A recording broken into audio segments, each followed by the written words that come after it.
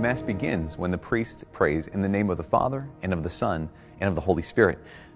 As he says this, we all make the sign of the cross. It's something you've probably done instinctively for years, but it all means something. Even the way you hold your hand means something. Now, in the West, we hold our hands like an open hand like this, because the open hand is a sign of blessing. It's a symbol of blessing. So we, in a sense, bless ourselves. In the East, it's really interesting because what they'll do is they'll hold their hands with these three fingers together, the two fingers and the thumb together, as a sign of the Trinity, Father, Son, Holy Spirit, and these two fingers down as a sign of Jesus's full humanity and full divinity. Again, it all means something.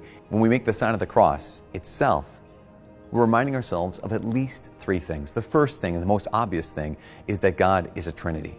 So we make the sign of the cross in the name of the Father, and of the Son, and of the Holy Spirit, reminding us of this key core belief in our faith.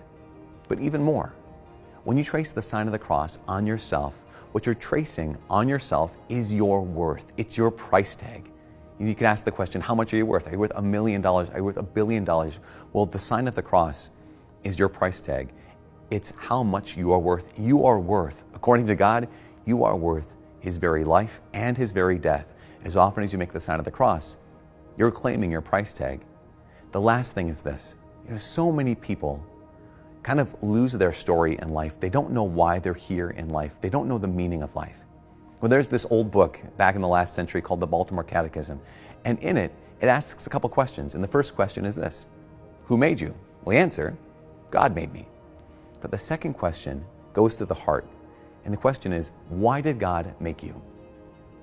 The answer is God made me to know Him, to love Him, and to serve Him in this life so as to live with Him forever in the next.